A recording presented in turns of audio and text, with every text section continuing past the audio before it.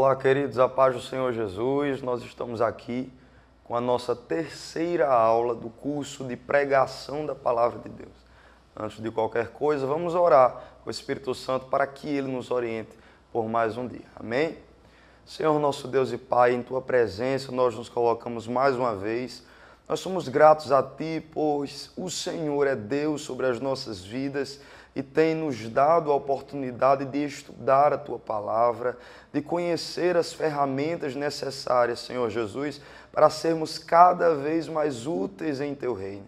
Capacita cada um de nós e ajuda-nos a fazer a Tua vontade, pois é isso que nos dá prazer. Espírito Santo, é desta forma que nós oramos ao Senhor, nosso Deus e Pai, te agradecemos em o nome de Jesus. Amém. Queridos, a nossa aula 3... você vai encontrar lá no nosso material, vai estar lá no tópico dispor em ordem o material, certo? Vamos ler o que diz o nosso slide sobre. Inicialmente, planeje a pregação. Contextos diferentes geram abordagens diferentes. Portanto, é preciso que haja planejamento e que este seja contínuo.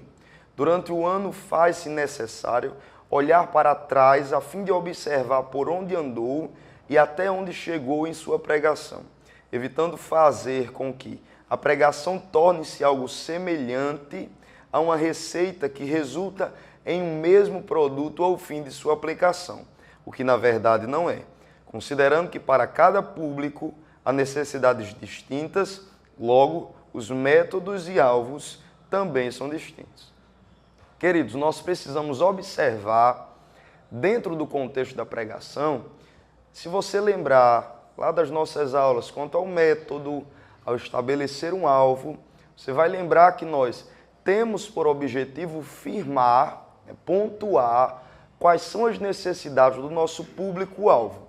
Partindo desse princípio, nós chegamos à conclusão que nos é necessário orar ao Senhor, se dedicar à busca, a consultar, a pesquisar o material que é a palavra de Deus, partindo do pressuposto que nós já estabelecemos de que aquilo que é exposto pelo pregador quanto expositor deve ser entendido por seu público quanto palavra de Deus. Ezequiel, correto? Correto. Não é que nós sejamos o próprio Deus falando, mas somos os canais pelos quais Deus fala com a sua igreja, fala com o seu povo, no geral. Então é necessário que nós organizemos o material de forma ordeira. Antes de partir para a construção do sermão, para a exposição de fato, é preciso que nós tenhamos essa regra, que nós possamos nos policiar em certos pontos até que cheguemos ao nosso objetivo final, que é fazer com que a comunicação flua de forma ordeira, tudo bem? Acompanhe conosco no material. Planeje a pregação. É possível observar a aplicação dessa ideia nas cartas paulinas, onde o apóstolo Paulo, em suas cartas, aborda temas distintos e usa métodos variados para suprir as necessidades de cada público a quem escreve. É preciso ter cuidado para não transgredir as verdades reais que existem nas Escrituras. Bem, se você tomar um tempinho e começar a ler as cartas paulinas, você vai observar que Paulo, mesmo sendo o mesmo expositor, usou de recursos diferentes, de métodos diferentes, para assim conseguir alcançar o objetivo que ele tinha estipulado para cada público seu. Nós vemos a carta aos Romanos, aos Efésios, aos Coríntios e assim por diante. Nós vamos encontrar um MIT de mensagem diferente, ou seja, um centro diferente de mensagem, e nós encontramos necessidades distintas para cada público. E Paulo, um excelente expositor, faz isso de forma ímpar. Traz as necessidades do seu público, usa isso como uma alavanca, para o seu método e aplica juntamente com a ação do Espírito Santo, que faz com que o seu público-alvo seja alcançado e as suas necessidades reais sejam cumpridas. É necessário que nós tenhamos o cuidado de atentar e nos deter ao material que nós temos, principalmente quando esse material é a Bíblia Sagrada, é a Palavra de Deus, já que acordamos que esta é de fato, não contém, não é parte, mas sim é a Palavra de Deus. Então é preciso que nós tenhamos o cuidado, querido, de nos mantermos limitados ao que a Palavra está dizendo. Caso contrário, nós vamos cair em quê? Nas alegorias, em trazer coisas que a Bíblia não está dizendo, dar brecha ao surgimento de heresias, e não é isso que nós queremos. Nós queremos, de fato, que o Espírito Santo haja através de uma boa pregação.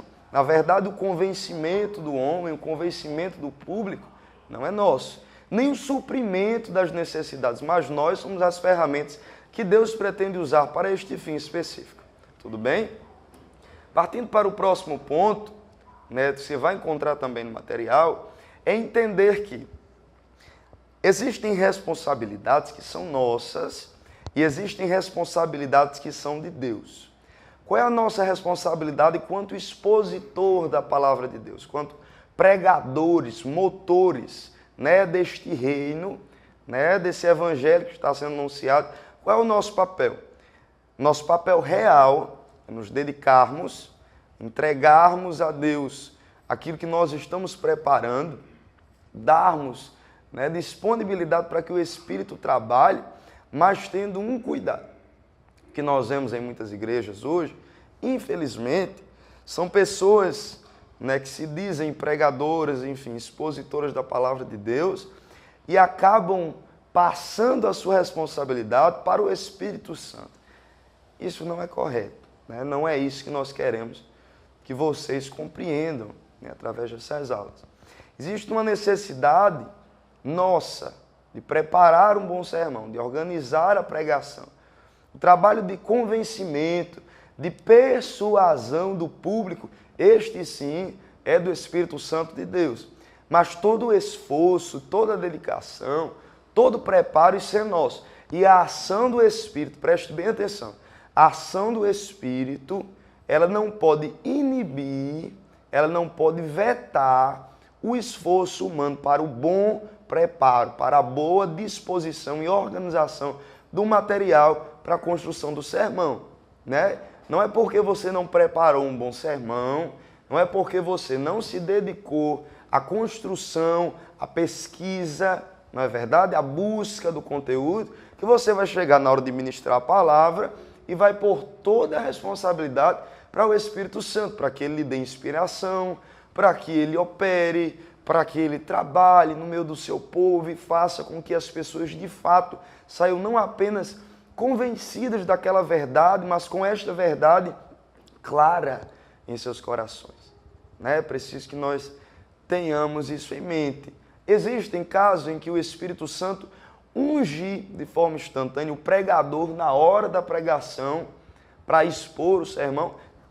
Claro, obviamente, nós não podemos limitar o trabalho de nosso Deus, não é verdade? Mas também não podemos passar para Deus uma responsabilidade que Ele já nos deu e que é um privilégio para nós. Querido, não há coisa melhor do que ser útil no reino. E nós esperamos que vocês tenham isso em mente, vocês são úteis no reino e para isso é necessário que, para que haja um trabalho com excelência, haja, sobretudo, de forma prévia, dedicação para isto. Tudo bem? Vamos ler o nosso próximo slide, querido. É preciso a dedicação de tempo para a eficácia do ministério da pregação. Tal ministério é vívido e vivido de forma construtiva. Errei aqui. Vamos voltar. Vamos ler o nosso próximo slide, querido. O que é que nos diz? É preciso a dedicação de tempo para a eficácia do ministério da pregação. Tal ministério é vivido de forma construtivista, onde o processo é gradual, contínuo, perdurando a vida inteira. Portanto, não é de caráter do bom pregador deixar a busca e entrega para o texto para a última hora, pois, assim, a ponte, que é a pregação, não terá a base sólida, que é a fundamentação bíblica. Isso será de total culpa do mediador, construtor desta ponte, que tem por função levar as pessoas de onde estão para onde precisam estar. Imagine de forma clara comigo. Nós podemos pensar o método da pregação e a pregação em si, nós, quanto expositores, em papéis distintos em uma pequena parábola, né? Vejamos isso em um sentido figurado. Nós vemos a pregação da palavra de Deus como uma ponte, tudo bem? E o construtor desta ponte somos nós, os expositores da palavra, os pregadores da palavra. E a base de sustentação desta ponte, que é a pregação, é a solidez, é a veracidade, né, a firmeza do material que nós construímos, não é verdade, essas bases da ponte. Nós enxergamos a ponte como pregação, nós expositores quanto construtores desta ponte e os pilares de sustentação dessa ponte, o material, a dedicação, o preparo. Se essa base desta ponte não for feita da forma que é para ser, de forma eficaz, de forma contínua, de forma onde há reparos contínuos e há um acompanhamento contínuo, essa base ela vai enfraquecer, a sua pregação não terá efeito. Lembre lá das nossas primeiras aulas, onde nós enxergamos que o método seria o caminho pelo qual eu decido traçar para alcançar o alvo, o destino da viagem. Quando você lembrar disso, você vai entender que toda essa estrutura que nós colocamos de sentido figurado é para entender a necessidade que há de se dedicar para a construção dessa base sólida para a ponte que é a pregação. E essa ponte leva o que, Ezequiel? Você está levando Deus às pessoas, você está levando o reino às pessoas e a pregação é a ponte que Deus usa através da sua vida para alcançar ao público. Tudo bem? Partindo de um de nossos últimos pontos, é necessário que nós determinemos uma verdade central. O que é que diz o nosso material? A escolha da verdade central é o fator determinante do norte da mensagem. A verdade central guiará o expositor a construir seus objetivos a partir das necessidades que o processo de exposição de tal verdade determina. Imagine comigo uma bússola. A bússola nós encontramos o ponto norte, né, o indicador norte, e geralmente seguimos por esse caminho.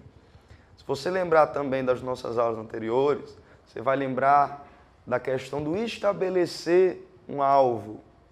Eu tenho públicos diferentes, com necessidades diferentes. Isso faz com que o meu sermão, a minha mensagem, se adeque não aos desejos do público, mas às necessidades do público. Isso deve ser dissociado. Desejo e necessidade. Muitas vezes, o que o público quer ouvir, ou seja, o que ele deseja ouvir, não é o que ele necessita de fato. Então é preciso que nós partamos daquele princípio de orar ao Espírito Santo, que é quem de fato conhece a igreja. O dono da igreja é aquele que sabe exatamente o que a sua igreja precisa e nós estamos ali apenas cumprindo o nosso dever. Então, estabelecer um alvo, tomar um norte, faz com que essas necessidades sejam encontradas, ou melhor, é preciso que nós encontremos as necessidades para estabelecer o alvo e, consequentemente, nós vamos ter êxito na nossa pregação. Tudo bem? Não permita que ideias secundárias que apareçam no meio do processo lhe direcionem a outra coisa que não é o alvo do sermão, para que assim não venha pecar na exposição. É bom que seja construída, ao formular a defesa dessa verdade, uma sentença. Leia e procure compreender o que ela diz. Se conseguir, use ao expor sua verdade. Caso lhe leve a dualidade de pensamento ou dúvidas, por mais simples que sejam, repense a abordagem de sua mensagem, pois, se o criador da sentença não compreender seu sentido, o público-alvo não compreenderá. Queridos, isso é um fato e é um cuidado que nós precisamos ter. Geralmente os pregadores, a fim de mostrarem, né, que têm conteúdo, que têm conhecimento, né, que sabem de muita coisa, que têm muita informação para passar, muitas vezes essa informação não é o ingrediente preciso para suprir, né, a necessidade das pessoas, para construir ou para fazê-las ao menos serem levadas a pensar, a refletir sobre aquela temática. Né? Geralmente isso é um fato que nós precisamos ter atenção, né? Ter cuidado ao que nós vamos falar.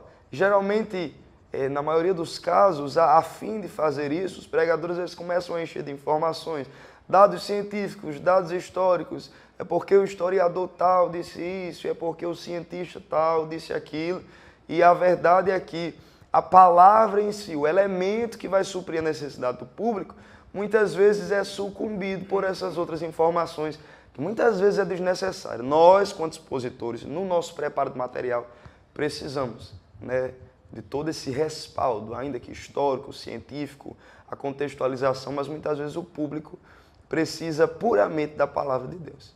Tudo bem? Então é preciso que nós tenhamos esse cuidado. No mais, nós ficamos por aqui com essa nossa terceira aula e até a quarta aula. Que Deus os abençoe em o nome de Jesus.